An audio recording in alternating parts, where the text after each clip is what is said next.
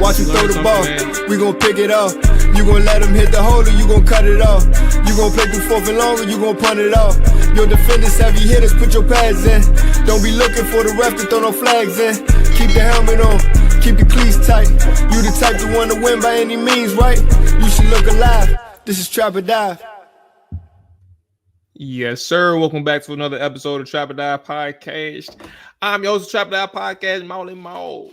Dre is in the building. What's up, bands? I see you. Appreciate you tapping in. Everybody that's tapping in live, appreciate that. As always, hit that like button, hit that subscribe button.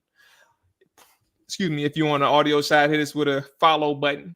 Hit us with a rate and review if you can as well. It's free to do so, and it takes 10 seconds just to show you support that way. So it's always appreciated. Dre, what's up, player? Hey, Adam Peters, you know what he said? His first words when he went to his press conference after they drafted Josh Connolly, he said, "It's another great day to be a commander." That's how I feel. All right. Commander Dre. All right. I love to hear it, bro. Yeah, man. Look, so I think this class, we got a couple things to talk about today. We don't really talk about the stadium news on this show like that, but we've had our moments. But it never really dominated Trap or Dive. Like I think for us, we like the football side, but more importantly, we didn't really. Hold on, bro. What was that? That's this beer my man's put me on to. It's called Dragon's Milk. It's actually pretty damn good. Pause. It's an IPA type joint. I'm about to say it looked like an IPA. It looked like an IPA, man. Yeah. You are an impressive individual. I don't know what that means, but I'll take it. Bro, it's always something. It can always be like you're very unpredictable. Like I take that back. You're predictable most times, but then like when you come in with the change up, like I ain't expect no big brown ass liquid. I usually don't drink beer this dark. Like I'm not a dark beer fan, but this is actually different because it has like coffee and vanilla in it, so it has like different flavor notes. See, that's why I had. That's why I had to go ahead and stop what I was about to say to see what the hell you was sipping on, bro. I mean, I meant to say it's actually bourbon barrel. So it was stored in a bourbon barrel. So it actually has a little hint of a bourbon flavor as well. So it's got a lot going on. Yeah, Dragon's Milk. It got a bunch of different little flavors or whatever. But this was I got the bourbon stout one. So okay. Yeah. All right. Well, look, if anybody listening heard of Dragon's Milk and had it, make sure that you know that Dre is not alone. Okay. All right. Oh, it's my bad. AJ just checking in. What's up, AJ? AJ probably get himself together because we ain't got no camera. I'm trying to get myself together, but yeah, what's good, man? How y'all doing? We good, bro. We good, bro. You ain't missing nothing, no. Let's go ahead and money. Hey man, I'm just speaking some real shit, but we're gonna talk about that because that's our first pick, Josh Connolly. But Washington made it very simple for themselves this past weekend during the draft. And with their class, they kept it with their 5 picks. So it's short and sweet and simple. Adam Peters did acknowledge at some point they did have offers to trade back for them at the time in which they were picking. In addition to how the board played out ahead of them, they didn't feel that trading back and acquiring more picks would have been necessary or beneficial to them. With that background being established, I'm gonna give y'all the floor first.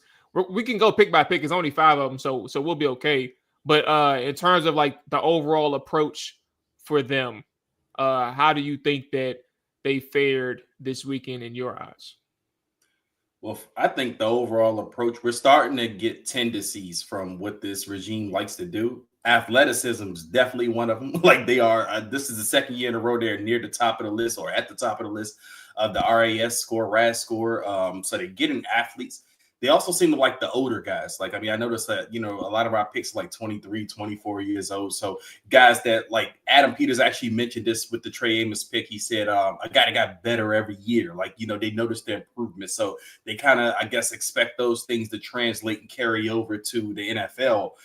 And also, of course, the team captain type of guys. I don't think they've really even though I know Adam Peters mentioned this in his press conference, he said that sometimes you could take the character concerns guys, but we haven't heard any of these things about any of the guys they drafted that they have character concerns. So it seems to me that they are gearing more towards those team captain type of players, but also players with kind of an edge. Because I see that with a couple of the draft picks. Like some of these guys have an edge, but overall, 5 picks. They didn't trade down out of any of those spots.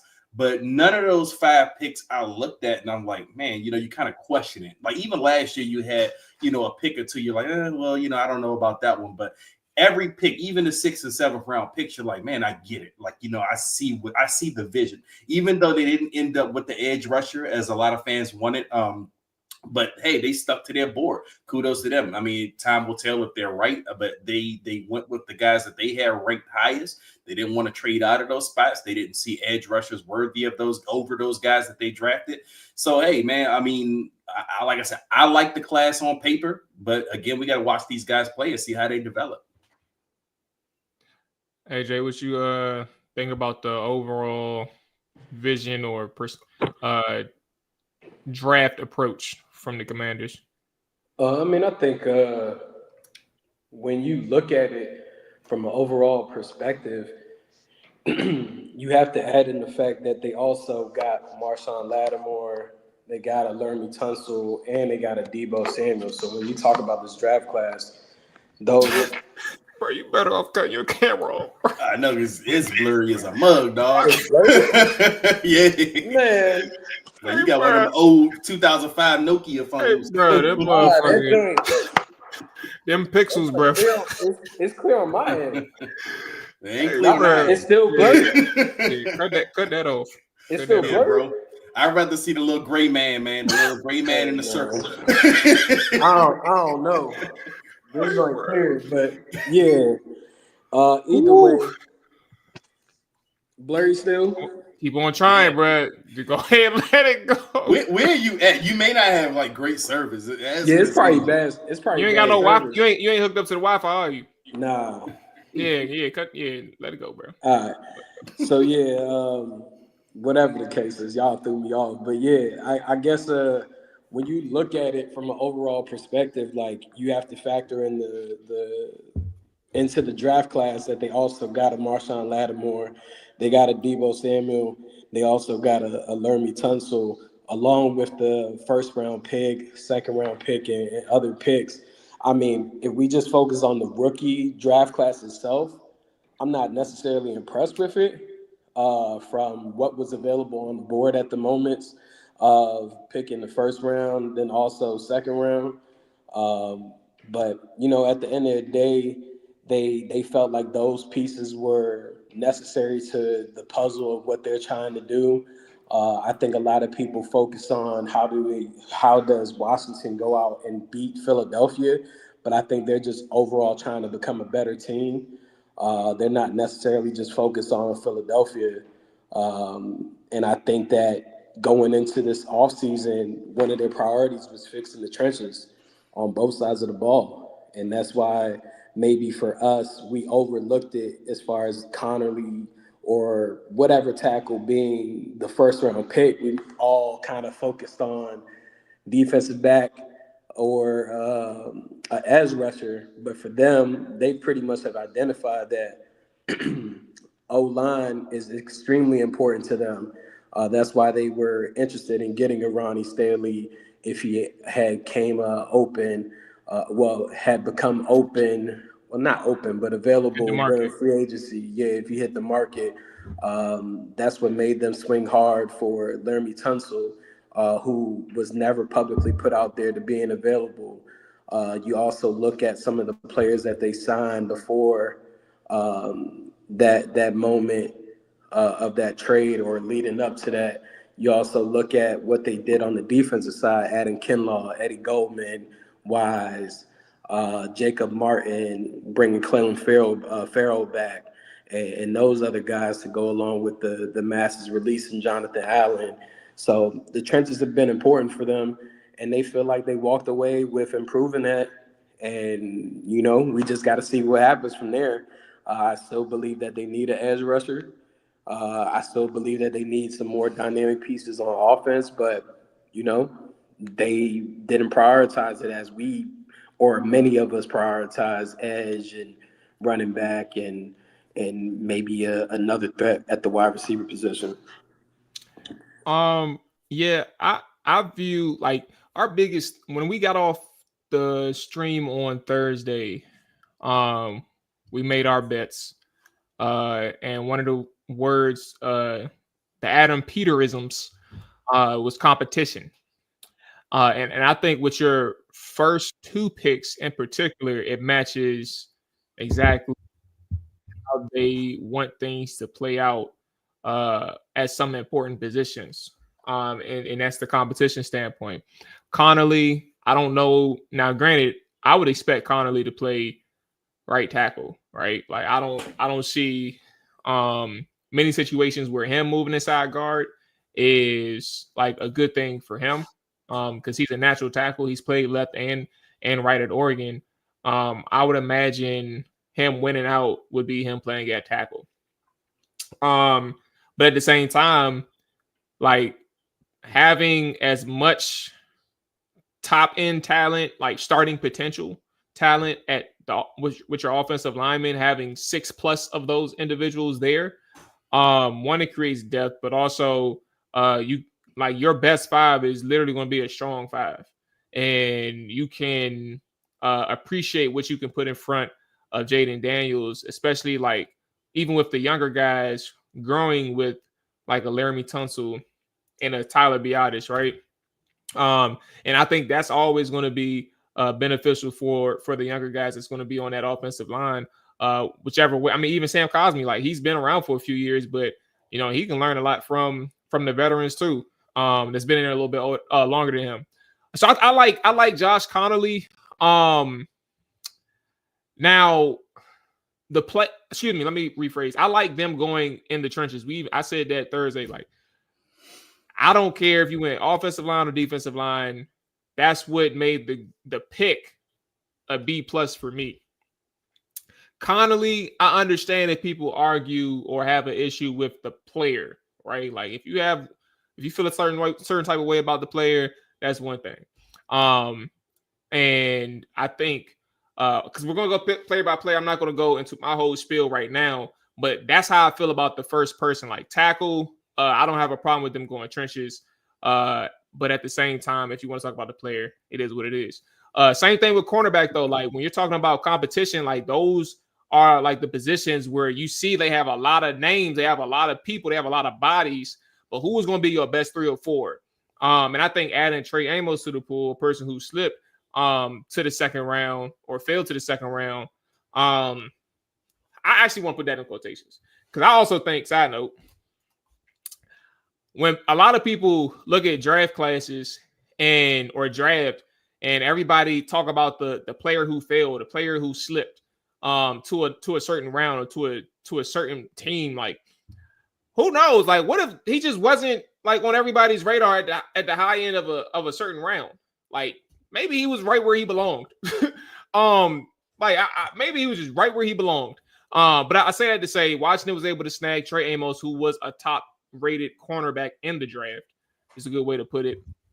But you add to that position, you brung Noah I back. You brung back another one that I'm not thinking of right now. But then you add Jones from New England, Marshawn Lattimore, as AJ mentioned, Mike Sainristil's in the mix. So you got a healthy competition at the cornerback position where this is something that was honestly a weakness before you got Marshawn. It was a question mark after you got Marshawn because like you don't know what he's going to be. I'm not going to bat for him. I ain't saying he's some trade, but I've been saying this all along. I can't go to bat for somebody when I saw what he did for us. But like again, the point is you're bringing competition to that thing, and you're hoping like the cream rises to the top, and your best 3, your best 4 is constantly in that rotation for you guys. But I like the fact that you're able, if you couldn't like build the trenches, in terms of the draft, your first 2 rounds, like the way you on the defensive line, the way you wanted to, based on how the board fell. Right, the next best group is to get cornerbacks. So they did that. But then you just getting depth from special teams, bro. I mean, people who could eventually play into starters. They'll probably need some time to develop. But I think their approach is when you're talking about competition, running back is another position. Like when you talk about getting that in the 7th round, somebody mentioned B-Rob. Where my guy who'll be Moneyball? They talked about B-Rob, like adding Ja'Cory Krosky Merritt in the mix with 5 running backs already on the roster, or 3 running. Let me check. 4 running backs already on the roster. Back. Yeah, McNichols, Eckler, B-Rob, and Chris Rodriguez. Like you're talking about those guys that's already on the roster. You're adding Merritt to the competition as well. Like these are just positions where you're saying, all right, we like these guys. We had them rated at a particular point, like they are highest rated or however it is in their board. Let's see how these guys stack up against our best people on our roster as is, like the veterans. And let's see how they stack up. So I think the competition thing held true based on how their entire draft class went. And honestly, in terms of predictions, I mean, we're about to get into it now, but in terms of predictions, I think people I don't think anybody's doing it like excessively, but we do got to slow the horses a little bit on our full expectations on people beyond at least the first 2 rounds. So go ahead and get into it. If somebody was about to say something. Yeah, I was gonna say, man, because I'm seeing in the chat. So Jay Tyler, when I say dynamic pieces, why are we gonna act like these guys haven't been top tier in their positions or what they do as far as niche in the NFL? Like Marshawn has been that dude, Lermy has been that dude, Debo's been that dude. So yes, those are dynamic pieces. Then on top of that, Marshawn, I think so many people are hypocritical of him, but there's so many different layers to him even coming in and having to play. The man was injured. He was just fighting through. He was injured. but he's also adjusting to a new team, what is being asked of him on top of that rehabbing. So I just think that people have to be mindful of that, throwing out there like he's going to get traded at the deadline. It's like, who do y'all think Trey Amos is? Trey Amos is a physical corner. He going to be playing press man and being aggressive at the line of scrimmage as well. So just be mindful of the fact that when you look at this cornerback position, guys is going to get penalties because of the style that they want them to play. So it's just like, I think, and I've been asking this for several years since we've been doing the show, I don't really know what people's expectations of cornerbacks are these days. There's no shutdown cornerback, bro.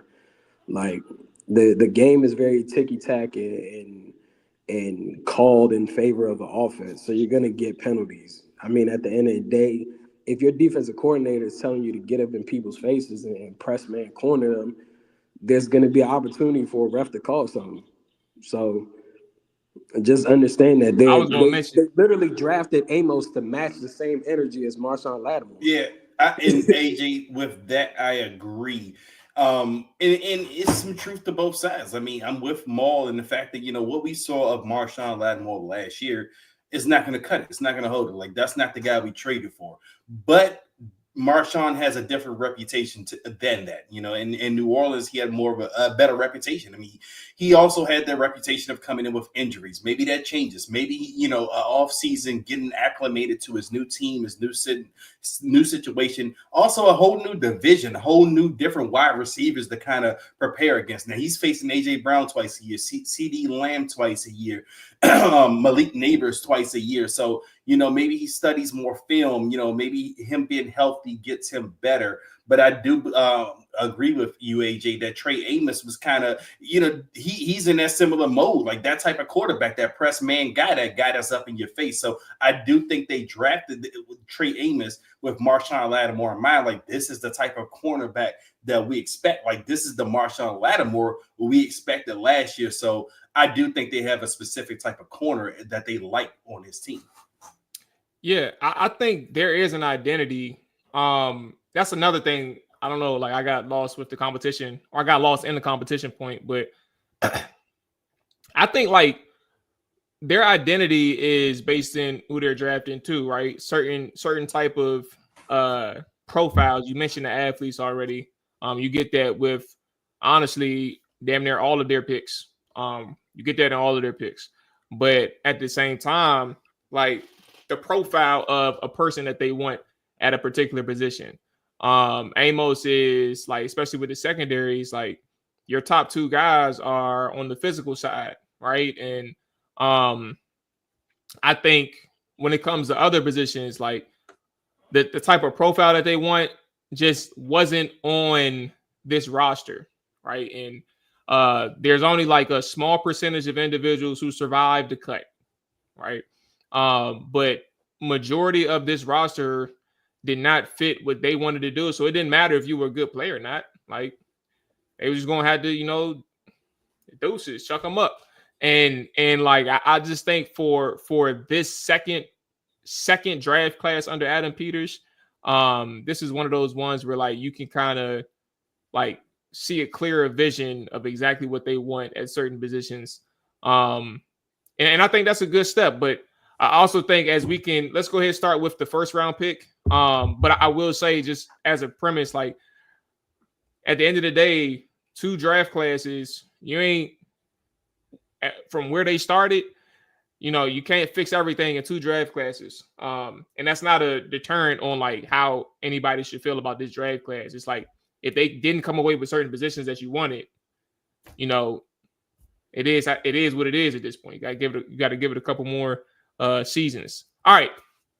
Josh Connolly, first pick, goes 29th overall. We kind of touched on it Thursday a little bit, but we got a couple of days now. Where are we at with Connolly? How do we feel about this decision in round 1? Yeah, I mean, I think it just goes back once again to their plan. If I were in Adam Peters' shoes, I would have had a hard time picking between Mike Green and Donovan Ezeraku. because I just feel like that's something that's missing on that defensive side of the ball. That guy that can get around the edge, that can bend, that has a pass rush move and quick get off. But I mean, when you look at the whole picture, I think that's why sometimes you got to believe half of what you hear, because we've talked about it on the show. Brandon Coleman is better suited to be a guard in the NFL, preferably a left guard. Now that you done added Lermy Tunsil, so if you could put two athletic guys on one side of the ball, that helps at a big point. And then now you drafted this kid Connolly Jr., who's primarily been a left tackle in college, and trying to get him to convert to the right side. That could be huge to go alongside Cosby when he gets back, and you pretty much got your offensive line solidified for the next 3-4 years if everyone pans out as far as Connolly Jr. and also Brandon Coleman, because you got Biotis at center, you got Cosby that's going to be coming back from his injury. Yeah, that's a formidable thing to have to go along with a top tier quarterback in the NFL, not even just the NFC. So, I mean, I get the vision. I just think that I think they just BS'd around with the Brandon Coleman thing, but it makes sense. They didn't want to tip their hand too heavy. I just hope that going into the rest of this offseason programming, that they don't play around and try to have Connolly Jr. and Brandon Coleman battle out at the right tackle. I think that's when I'll have major issues with the pick. I mean, yeah, when it happened, I was surprised because, we had initially all we've talked about this whole draft process and draft season is the edge rusher. Like, we just assumed that's the direction that we're going to go in. And then other people were thinking, well, if it ain't the edge, they're going to get the running back. But they went the offensive tackle with Josh Connolly. But I mean, you can't be mad at it because this solidifies the position. This is something I talked about like right after that loss to the Eagles, when you all were kind of like, oh man, Dre, you are already in off-season mode. I'm like, man, yeah, I am in off-season mode. And I was thinking, I'm like, man, we got to fix the trenches because I'm still reeling off that Philadelphia Eagles game. I'm like, we got our asses whooped on both sides of the trenches in that game. We have to get stronger there. Now, a lot of fans are, complaining that they didn't go the edge rusher route, but I mean, who knows how the team feels about that right now? Like, the guys that they already have in the building. I mean, you all have already named the guys like the Wises, the Jacob Martins, even the Javon Kinlaw. He's not an edge rusher, so to speak, but he'll be a guy that's kind of freeing those guys up. But then there's a name that we're not talking about as much that is going to be used a lot as an edge rusher or a situational edge rusher. It's Frankie Louvu. Like, Frankie Louvu is going to be over there, and maybe Javon Kinlaw signing kind of helps that. The Eddie Goldman's kind of helps that. So who knows what the plan is there? But going back to Josh Connolly, the conversation reminds me back to the 2010 draft. And I'm bringing this up because me and Jay Tyler had the conversation on Friday, and Jay Tyler was like, it's not that I'm upset about Connolly. He said, I wanted Simmons from Ohio State a little bit more. So I got to thinking a little bit about the Trent Williams draft. Like, when we drafted Trent Williams, the big talk was a lot of fans wanted Russell Okung. He was the big left tackle in that draft. He was the proven left tackle in that draft. But Washington took a chance on the athletic guy in Trent Williams. He wasn't the finished product, but everyone said this guy's potential is through the roof. And Trent Williams obviously ended up becoming a better tackle than Russell Okung. But it kind of reminds me of that when you think of like Simmons compared to Josh Connolly, because Simmons is the product that we know. He was a damn good product at Ohio State, dealt with injuries, whatever, but he was the guy. Connolly is younger, and his athletic profile was through the roof. And the thing with Connolly, yeah, he's going to be switching from left tackle to right tackle, at least early in his career, while we have Lermy Tunsil here. It's a possibility that whatever happens with Tunsil, he can kick back out to the left side at some point.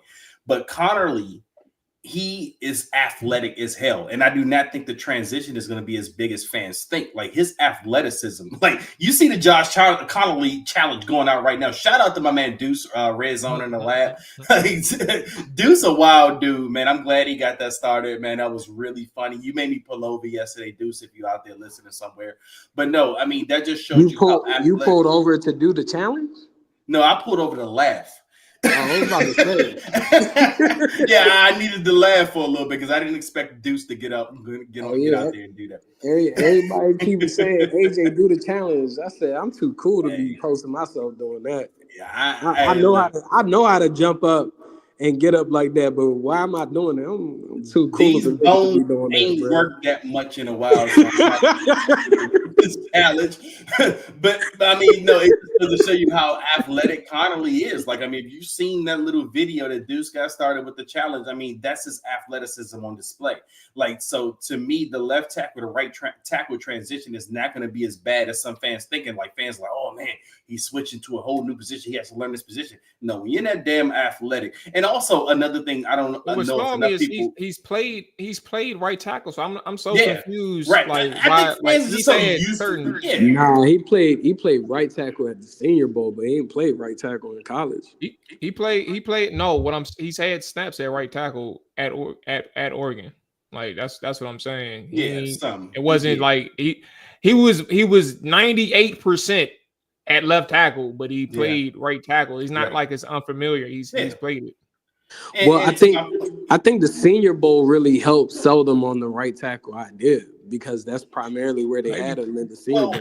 I don't know if the Senior Bowl necessarily sold them on the right tackle. I just think the athleticism just struck them. Like he's very athletic at the tackle position.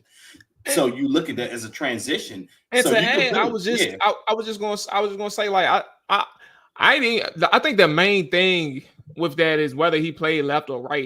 It wasn't the thing. It's more so like I agree. Like it's not a crazy transition. Like it's gonna, if you can play left, you can play right. Like it may take you a little time, but we're not gonna see that play out in the regular season. That time will probably take its course in the off-season training camp, all the stuff where you do all your practicing and stuff like that. But if he's out there on the field at right tackle, he'll be fine. Yeah, and that's what I think. I think the athleticism will help the transition be easy for Connolly. And again, it solidifies 1 through 5. I mean, again, we don't know what Sam Cosmi's status is, like how soon his recovery is. I'm pretty sure it's not going to be beginning of the season. This injury happened in January. He's a big boy. It may take some time to recover. But either way, you feel solid at the tackle spots. And you feel solid with the depth that you have now because Allegretti as it stands, even Andrew Wiley as it stands, are odd men looking in. And then also there's the new guy they signed, Herbig from the Steelers. So you have depth. So with Cosmi may not being ready until, who knows when during the season, you have guys you can fill in that spot and you're probably not too angry or upset about, especially with the strong caliber of guys you have starting 1 through 4 around Sam Cosmi's replacement. So no, the Connolly position, you needed that because this is that draft pick that I think inches you closer to Philadelphia Eagles. Like that's the team that we're competing against that we know that we have to close the gap on. And one of the spots we got our asses whooped against the Eagles was on that side of the football in the trenches. And you got stronger there with not only the Laramie Tunsil acquisition, but this draft pick with Josh Connolly Jr. now. So you are inching closer to being able to get those guys. Like now you're talking about when we play them, yeah, we're better than we were last year, and I think that's what this Josh Connolly pick does. Well, we're gonna have a whole direct conversation about the Philly gap. So that's gonna be an interesting one. For me, I'm not gonna take up too much time on Connolly. I think from a technique standpoint, he has a good base, like a actual base to start with and to mold and things like that. So I think that Connolly being able to do that at 21, right, and have some things to work with, I think is a really good thing. Athletically, it's good to know he played other positions before he got into college, and he's played skill positions before he got into college. And I think that typically helps with your ability to, like, your change of direction, your ability to move around laterally. I would love to know. I don't know if he played other sports, but I know he played different positions before he transitioned to offensive line when they didn't have no bodies in the trenches. So I think that's a good start. And from Washington's standpoint, I think that they're relying on the technique more than they are other positions, technique and athleticism for obvious reasons, more than they are other things. I think his play strength is good. So I started. Well, I'm 3.5 games in. The one thing you do notice, like the speed to power of power rushers, he does get moved back a little bit too much. Like in terms of his ability to set an anchor, isn't necessarily there just yet. These are things you're gonna have to ask, like, can he turn it around or can he get better at it as he starts to build some professional strength with the strength and conditioning coaches and things like that. So when he starts to put on that type of weight and power, like, can he get better in his anchor and like limit those type of rushers from creating pressure, collapsing the pocket, things of that nature. In the run game, I think as a zone blocker, I think you'll have a good time running him as a play side guy, front side blocker. And I think that's a really good fit for what Washington likes to do. Gap scheme is primarily a Washington thing, but like him on his double teams, his combo blocks, I think he can move some ground, and I think that's pretty impressive too. But like the one-on-one, like the play strength and things like that, I just think some people said it in the chat too. He's got to get a little bit stronger. And we'll see what that looks like when you get a fully molded professional NFL ready Josh Connerly. Okay, Trey Amos, number 2, out of Ole Miss. Like we mentioned, he's a physical guy. I think I'll kind of kick things off, but I think for Washington, when you think about Jonathan Jones, Mike Sainristil, those are your 2 guys who were playing outside. Mike Sainristil was playing outside. Jonathan Jones in New England played outside and has some reps at slot as well. But Marshawn is the vision for outside, and we kind of knew that they were interested in an outside cornerback, but like up into the draft, they were just going to kick it with Mike Sainristil and trying to and go from there. So they ended up getting some help. We know that Trey Amos is an outside cornerback. I don't think that Trey is coming in to start right away. This is one of those things where I said, no, he can, to be clear. He can start right away. But I think he's one of those people where like the competition part is very important. You have a bunch of veterans at that position group. And Trey Amos, while he is a rookie, he is their second round pick. I think that his starting point and what he could bring to Washington is really good. It's really promising. Right. And like his ball skills in terms of what he can do at the catch point, but also like his ability to actually get at the catch point from a PBU standpoint is good too. But I just think maybe if he can beat out some of the veterans, he's going to have a pretty good shot to start. But we'll have to see. We'll have to cross that bridge when we get there.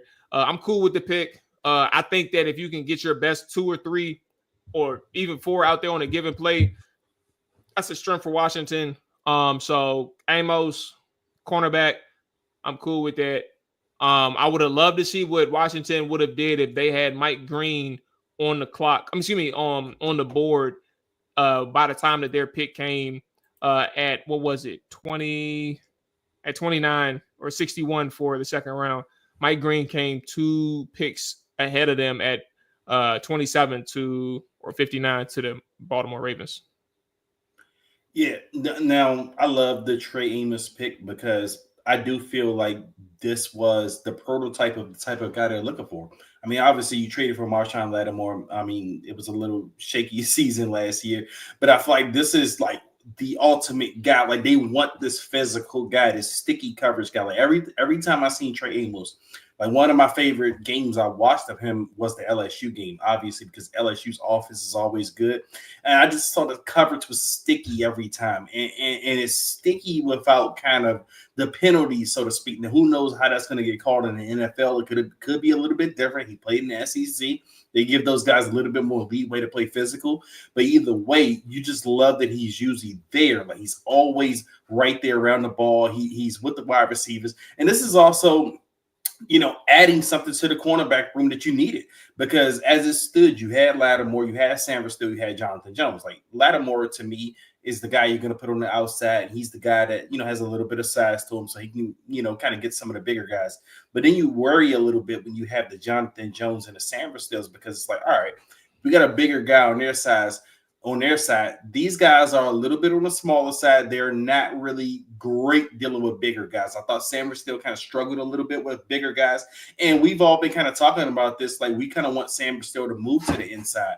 But who knows what the competition thing was going to shake out with him and the Jonathan Jones. Now you add a Trey Amos.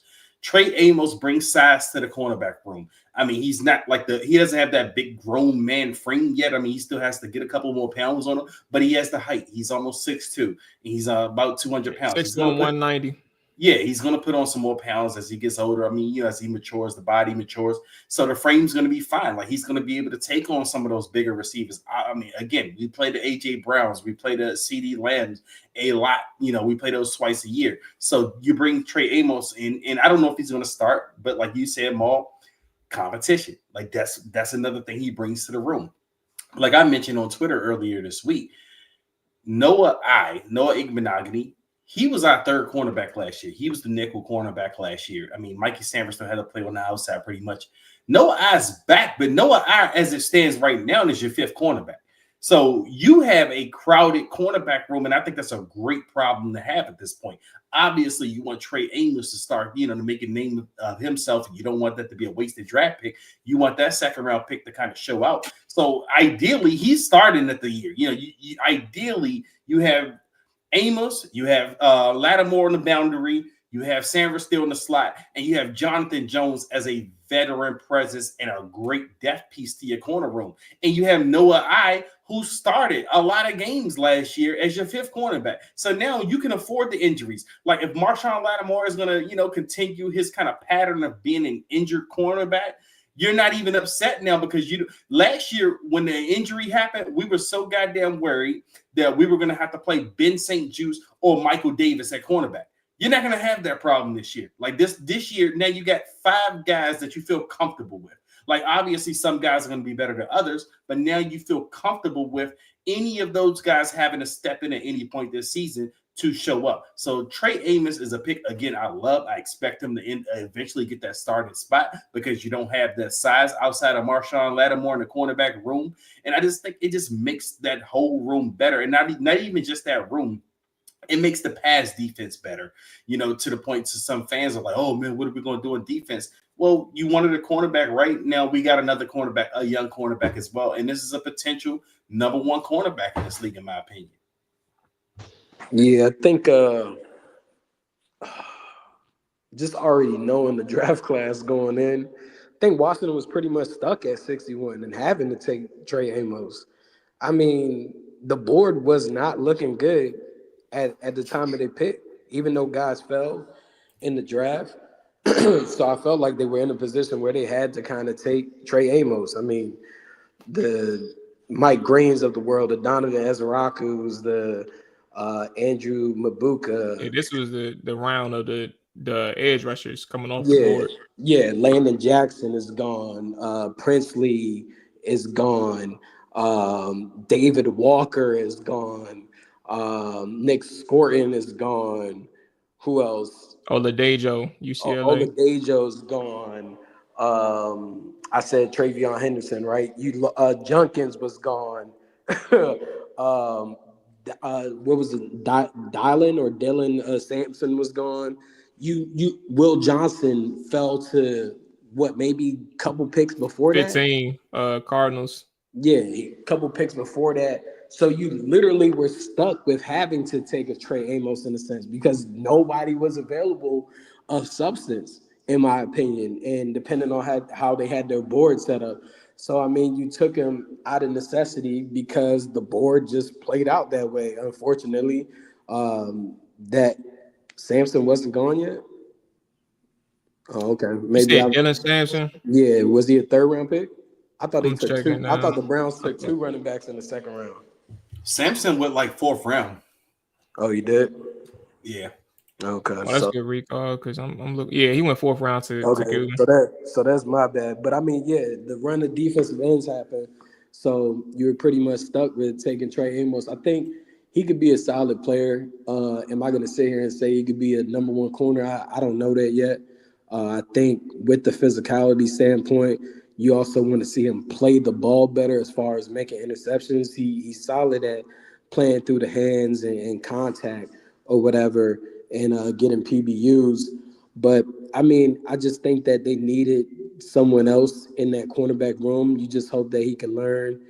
They do have a good mixture of veterans and youth with Mikey Sanders and also now Trey Amos. I guess that means Mikey is getting bumped to the inside. Don't really even know. Honestly, I think it's up in the air because Jonathan Jones could easily start Yeah, he can play opposite. both too.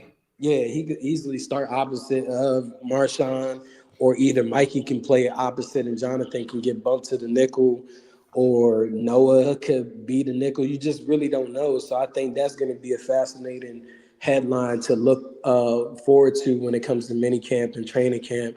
How do they actually plan on utilizing Mikey going forward? Because yes, his size is a big component on the outside. I think Mikey made some plays last year, but he also had some rough moments, which is expected from a rookie that's also adjusting to the position because if we're not mistaken, he was a wide receiver primarily for most of the time at Michigan and converted over to corner. So I think that Trey brings that length, the new type of length that you want out of a cornerback in this new day and age in the NFL. And you just hope that he pans out. I mean, he went from like a smaller school in Louisiana. He was at Louisiana Tech actually, transferred to Alabama. Monroe. Oh, I mean Lafayette, Louisiana Yeah. Lafayette. Okay, so yeah, I remember he transferred to Alabama. I remember seeing him play there. I'm not gonna sit here and act like I watched a bunch of his games at Ole Miss during the season. I did not. Have I looked at stuff since he got drafted? Yes.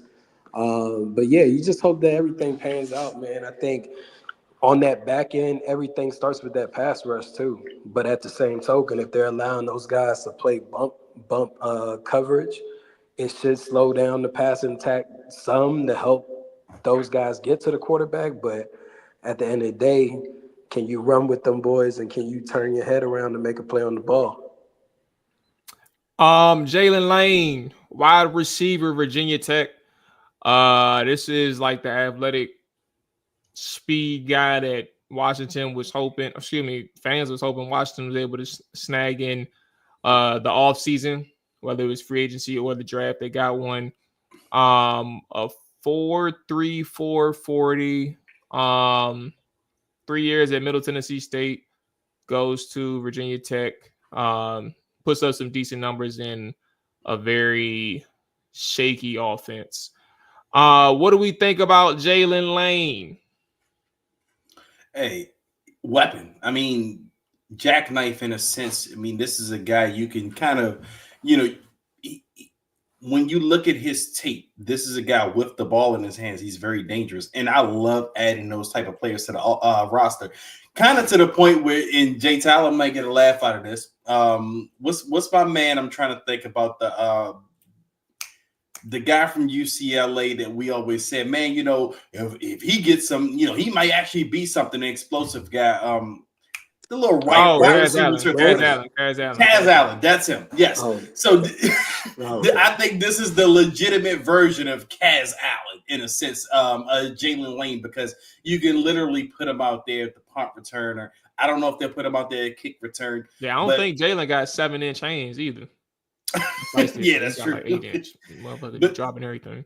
Yeah, no, but yeah, Jalen Lane, and also I think he's a guy you put on offense. I mean, I think he's a plug and play right away. I mean, he may not be an every down guy, but I do think he's a guy that when he's on the field, I think defenses, even though they don't know much about him, they're gonna have to respect him because they know the speed, and he may not get the ball, but he can play the decoy position in a sense. Like you want one of those guys when he comes on the field, like man, we have to watch and account for everybody on the field at this point because this guy's coming on the field. They may be giving him the ball, if he gets the ball in his hands, he's pretty damn dangerous with the ball in his hands. Now, obviously, he has to show that at the NFL level, but with that speed, his athleticism, and his charting, I mean, this is a guy, like I said, that is a threat, at least from what we know of what we've seen at Virginia Tech. Now, his numbers weren't crazy high at Virginia Tech. Now, some will say that's due a little bit to the offense that Virginia Tech ran. Like Virginia Tech was more run heavy. And he played wide receiver. But again, this is a guy with that speed. This is a guy I want to get the ball in his hands multiple ways. And he's possibly, as we're talking right now, on paper, you could probably pencil him as the number one return man on your roster right now because you don't have any of those guys right now. Jameson, Crowder, and OZ were your two return guys last year until Luke took over a little bit late. But, I mean, Luke was solid. I mean, he was okay at the return spot. But this is what you're talking about, dynamic. Now, I'm big into looking up comps and comparisons and whatnot. And there's a website called mockdraftable.com that kind of gives you a comparison to athletic testing between athletes. And two of his best two comps, Jalen Lane's best two comps on this website, as far as how he tested his athleticism, his speed, all of that stuff, was Santonio Holmes and Devin Hester. And again, I mean, you take it with a grain of salt. These are just, athletic tested comps, but I want those type of guys on my roster, especially if you're talking about the receiver position, especially when you talk about return man. Like if I can get those type of athletes in my building, I'm taking it all day, especially in the fourth round. I mean, fourth round, you look at the rounds 1 through 3, you're talking about potential starters, maybe even face of the franchise guys as far as round 1 goes. But then when you start to get to round 4, 5, 6, 7, you start to look at traits. Like who are the guys with traits I can bring into the building that can potentially explode based off the traits that they have. And I think that's what that Jalen Lane pick is. Yeah, I mean, I watched a lot of Jalen Lane, VTech background, all that. So I know exactly what he could do. Essentially, you get a guy who can immediately be a special teams player. And I think even on that call that he had with Adam Peters telling him of the selection, he told him he was excited of him being a returner. So now one of the key issues that does is that displaces Luke McCaffrey from having a role on the team at this point, unless he steps it up big time in that wide receiver room. Because Lane is going to come in and be an automatic speedster, kind of can fill in the role of a Diami Brown in a sense. He can be that other guy in the screen game. He was used a lot in jet sweeps and motion action at Virginia Tech. So he's kind of, I guess you could say he's the additional Debo Samuel, but not dynamic to that standpoint. But he's another guy that you can threat the defense with because of that speed. So maybe he's not the best route runner, but anyone that's reading the program of the game and having to scout and go against him, you'll realize whatever jersey number he wears, as long as it says Lane on the back, this person is a deep threat because they can go. Like they running 4-2, 4-3. I got to watch out for that. So I think it was a solid pick for them in that point. We now get someone. What did Jay Gruden say about Luke McCaffrey? He said, unless you want a guy to just fair catch the ball, you now get a guy that can create something on the punt return game and kickoff game, and that's where they decide to put him at kick returner. But we definitely know he'll be the punt returner. That's automatic as of right now. So I mean, you can't really go wrong with a 4th round pick that can be an immediate contributor in that sense. I think for me, when that pick was taken, and how that particular call went, it made me immediately think, so what the hell does Luke McCaffrey do now? Competition. Right. I mean, because we don't know exactly what that back end of the. You got a lot of veterans at the wide receiver spot, so that's gonna be tough for. That's gonna be tough for Luke, and that's gonna be tough for Jalen. But for Jalen right now, I agree with AJ from the sense of actually I agree with AJ on a couple points. First one is the special teams. That's what he did at Virginia Tech. He was their return specialist. I think Washington understands the need that they get. I mean, look, you had Jamison Crowder back there. You had my guy that went to Chicago. OZ back there occasionally. But you get a more athletic, dynamic athlete who can probably, I mean, I'm not going to sit here and say you see touchdowns for days, but like his speed just genuinely threatens. And he has experience coming out of college. So, you know, they see the vision. And I think for Washington, at the very least, you start out with a person who can play special teams and you go from there. Again, 4-3 guy. And the second point that I agree with AJ, I'll be quick with this one, is how they utilize them at Virginia Tech. If they had a terrible quarterback, all right, let's find a way to get the ball in Jalen's hands. Jet sweeps, the quick pitches, the shovel passes or whatever, the first level throws. I think those things are going to be all available to Jalen in this offense. And I think a person like Cliff, who is a very mindful offensive coordinator in terms of who he has at his disposal, he knows that there's going to be opportunities to feed Jalen on a particular down instead of like having him being featured in the offense. I mean, we've seen that with Terry last year. Like Terry wasn't a featured player in the offense, but he was a threat anytime he was on the field. And anytime that Cliff dialed something up for Terry delivered. And I think those are the important things. And when you talk about a Jalen, he'll have those opportunities too. I don't know as many opportunities, but he'll have opportunities where Cliff has him in mind for his particular spot on the field, for his particular moment. And I think that's where you see him make his immediate impact. As a route runner, we got to see. But I mean, when you're talking about a person who can really blaze like that, it don't matter like what you can or can't do right now. Because if you can run in a straight line, we can use you as a clear out. And if the defense bullshitting and we see that you split the two safeties, all right, let's get you down the middle of the field. And Jaden may fuck around and hit you for a seam route that goes for a big play. But right now, all right, if you can't run no routes, let's go ahead and get you on the offense, run those second level throws. Let's get you behind the line of scrimmage. But if we need you to run, we're going to need you to run. And you run them fly routes until you get tired and you get out the game.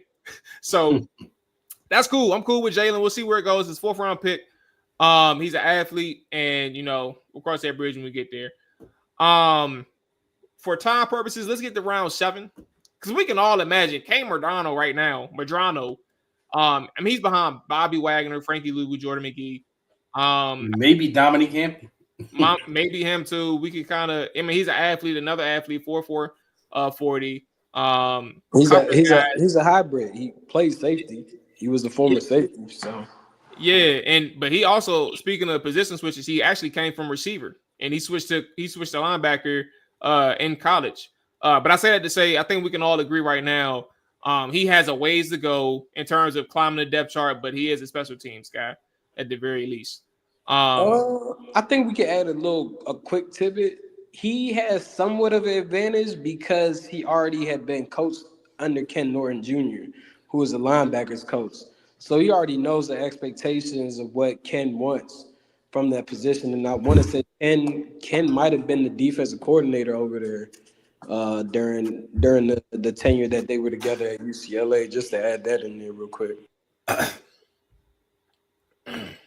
All right. I mean, that's a good point with Ken. When is mini camps, rookie mini camps? It's like in like a week or two. Yeah, it's coming soon. It has to come soon. I'm gonna look it up. Rookie minicamp for Washington is next week, next Friday. All right, let me see if I can sneak I can try and get a pass, a credential, bro. I don't think it's gonna work again, but we're gonna try. And before we get into the rest, shout out to Gabe Taylor. Gabe Taylor will be at the mini camp. Sean Taylor's little brother. He will. He got himself an invite. That was actually a nice gesture. Yes. You know, they understood what it meant. No downside to it. Yeah, no downside. When undrafted, just an opportunity. That's kind of like, I remember, random dude, Papani, the receiver. Oh Lord, they made the movie about him for the Philadelphia Eagles. Oh, I know. I don't know the name, but I know exactly.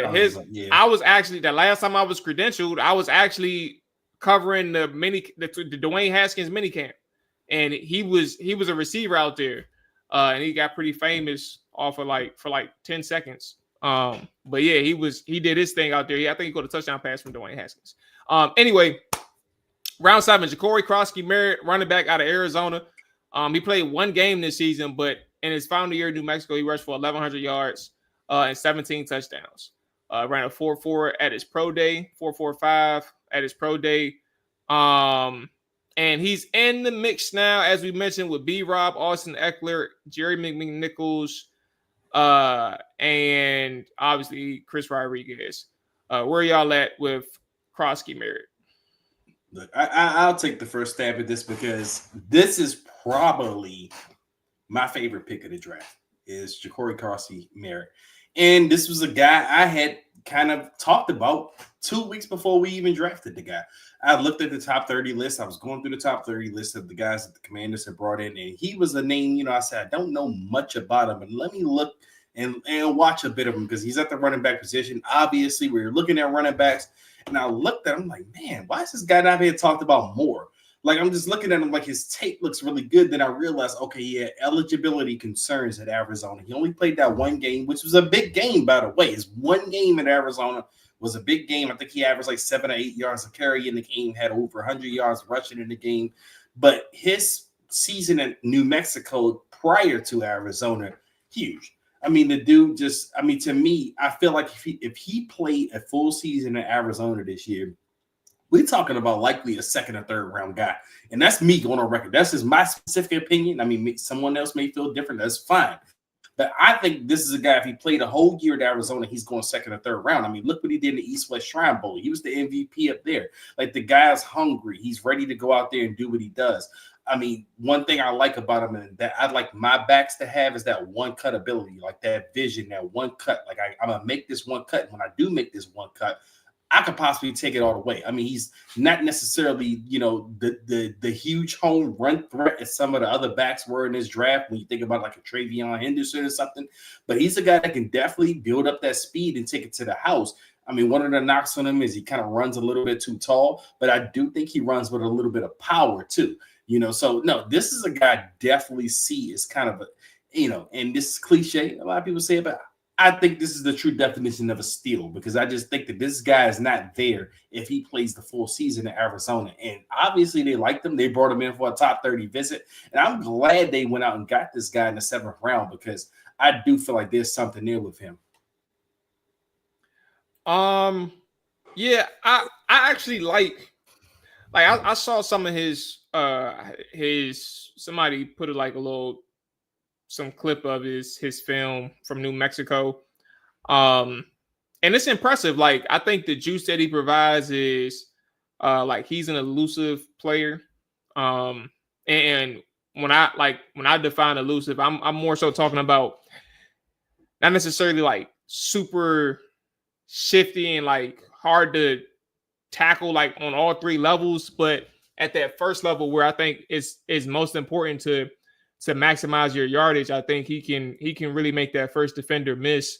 And that's not through just lowering your shoulder and breaking a tackle. Like, he creates his spaces sometimes. He creates his lanes. And I think for a person who can like manipulate defenders from that perspective, I think it's pretty impressive. And like his stop and start ability in terms of like his acceleration, his burst, I think is impressive as well. Now, my eyes, I don't see like a blazer, but maybe he also has like long speed. So like what I see isn't like it's sustainable for him, and like people who's trying to track him down or chase him, like they struggle keeping up with his speed. I don't know if that makes sense as I say it, but like I think like his long speed is probably something that is more The impressive build-up. than his more impressive than like his actual 40 time. And again, like if you can score from distance, you can score from distance. Like like if you prove that you can do it consistently, then your 40 don't even matter. So I think it's going to be interesting to see how this whole thing plays out. I think Austin Eckler obviously going to play a big role. McNichols is somebody that they like, and obviously B-Rob is still around. And I don't know what their true plan is for all four, not named Ja'Cory, except for Eckler, put it that way. But I think their immediate sense is let's see how B-Rob and McNichols responds to competition. And maybe even Chris Rodriguez. Like I just don't know like what their true intentions is with Chris, because they always just use him as like a filler. And whenever they needed him, they used him. So I just don't know what their true intentions are with him. But like Jeremy and B-Rob, we'll see. And there was one thing I was going to add. I'm kind of done with the running back spot, but I do think it's important because who was it? Moneyball mentioned my tweet about the offensive line. That's another reason when you talk about those four backs, like that first round pick is all the more important because the way that offensive line like went downhill at a drastic level after B-Rob's injury, and then whenever that was, and then the second half of the season period, I'll just say second half of the season. But B-Rob's injury, I think, was that Philly game. So I think that's when like the trend started going like whatever, like those red flags started popping up. The first Philly game. But like that's another reason why you should take that offensive line even the more serious for making sure that they invest in it as much as they can. Because you want to look at these running backs and see them have the best opportunities they can before like the job gets to them. Of course, you want them to do their job, but like if you get an offensive line who can really create for them and actually like establish something in terms of moving people off the ball, then maybe you have a better opportunity to one, keep your offense on the field in important situations, but also take the load off Jaden Daniels. So we'll cross that bridge when we get there. Okay. Oh, go ahead. Yeah, I mean, I don't know much about Ja'Cory. Seen a little package of him. Didn't really want to go back and watch New Mexico play football. To be honest, that is just not something I wanted to do in my time. But I think that this running back room still needs some juice. Like, I think that they still need a difference maker at running back. Can Ja'Cory be that? I really don't know. Because I'm not going to sit here and say that I know a bunch of his attributes, positive and negative, but that running back room definitely could use a playmaker. And could he step in to be that? That'd be helpful, but it's a crowded room right now. But Mual kind of touched on it earlier, even in regards to the Marshawn Lattimore situation, coming in and having to do such a significant overhaul of the roster. This is another one of those situations at running back. I think that they brought back Chris Rodriguez and McNichols out of necessity due to the fact that they have familiarity with them. But I think both of those guys could possibly be cut. Even a B-Rob could be cut if we keep it in the buck. Like, I think everybody, no one, the only person safe is just probably because of the money aspect and what he can do that is different than anybody else in that bunch is an Austin Eckler. But outside of that, anybody could be going in that room.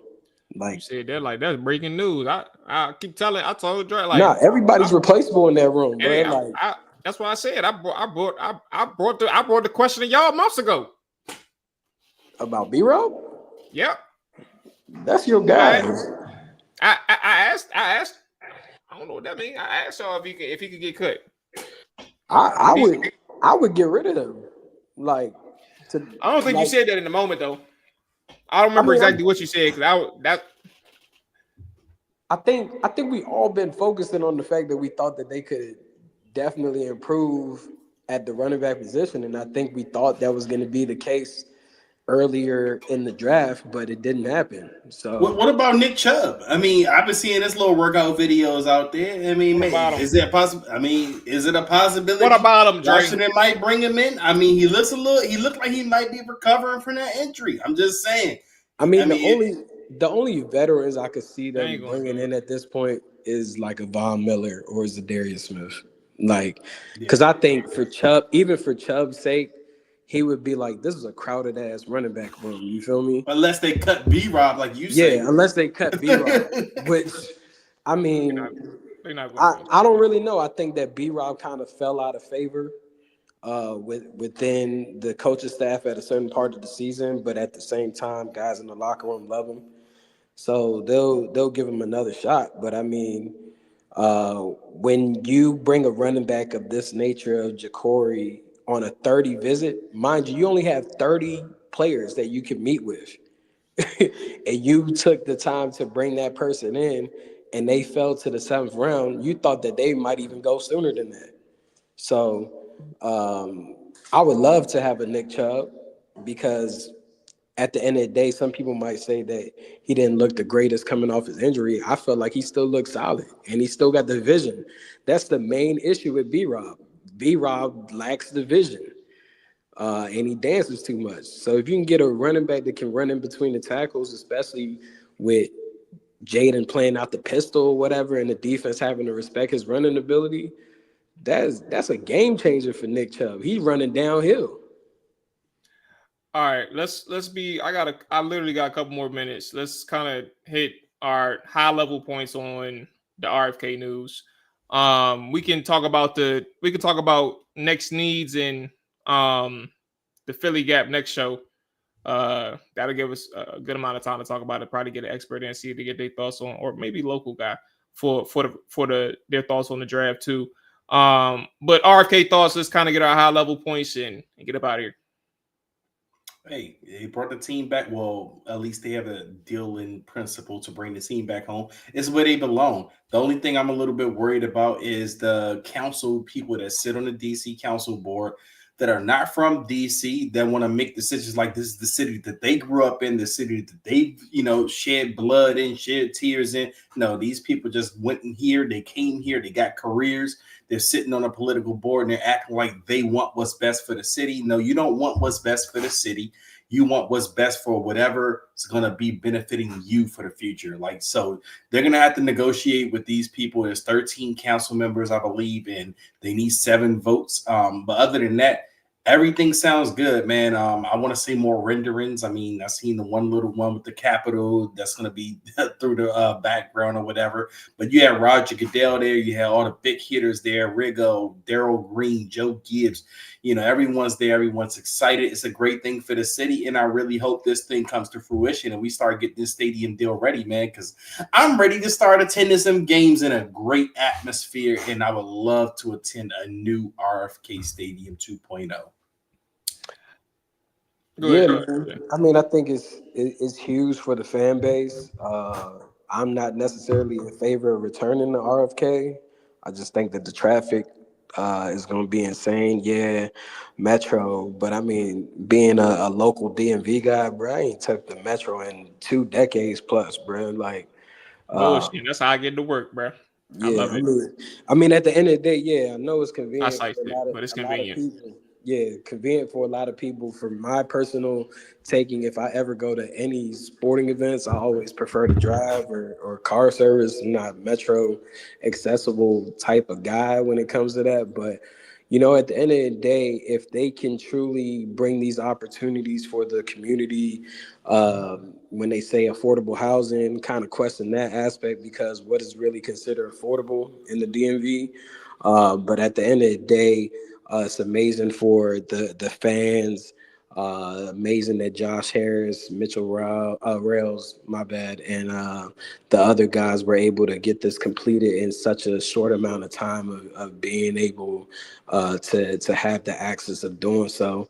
Yeah, for me, I just want to see the renderings of the stadium, because even what we seen yesterday, they said that was just what it possibly could be, but we do know that it'll be a dome. So yeah, man, I think it's big for the fans. I just hope that I'm alive to be able to go to that first game, just to say that I experienced it. Hopefully, I got some kids by then. Take them to the game and let them get entrenched into the culture of the team that I've always rooted for. But yeah, it's definitely going to be an interesting time frame. I think that some people, yeah, I'm too good for the Metro, Jay Tyler. You damn right. So I just think that it's going to be a situation where, of course, you're going to have some people on the other side politically saying, oh, this, that. But I mean, we know how things work. Politics as usual. Somebody going to get thrown something underneath the table, and all of that'll go away. They did not do that big ass presser and brought out Darryl Green, John Riggins and Joe Gibbs to sit down for it not to get passed. Like it's getting done. So yeah. I'm looking forward to the day. Look, I'm still we still gonna be on our prime. I'm looking forward to the day where everything all set up. We skip past this construction shit. That's gonna be a bane to my existence, knowing that I go back and forth to DC often. And I take Central Avenue 214 into the city sometimes.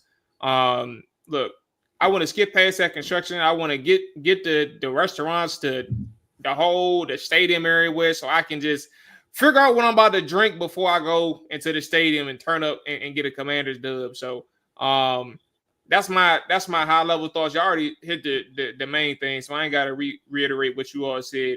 But I just do think the closer we get to the actual finish line, like the actual stadium being up, is where the general, like the most excitement is going to show itself, and I can't wait for that moment. I can't wait to see what the city looks like, honestly, bro, because like I think that area is, as much as I travel out there, my church used to be out there before we moved. Like I'm a firsthand witness to like what that stuff has been in terms of its non-existence and its dormant like area. Like when they built the fields out there, like just for the kids and for all of that stuff, like that brought some life back to the area. And I'm like, imagine what you can do when you start building up all the 100,000 million acres that they got that's being unused. So I'm just interested in seeing what things look like in 5 years. But yeah, that's that. I'll leave it there for now. Let's go ahead and close the chapter on tonight's show. We'll be back again next Tuesday. We can finish out the draft topics. Closing the gap on Philly. Let's get a little expert in here, a reporter, maybe a local or national, and figure things out from there. So if you're watching, we appreciate y'all watching. Hit the like button, hit the subscribe button. All 32 is going to be out tomorrow. Till next time. Peace.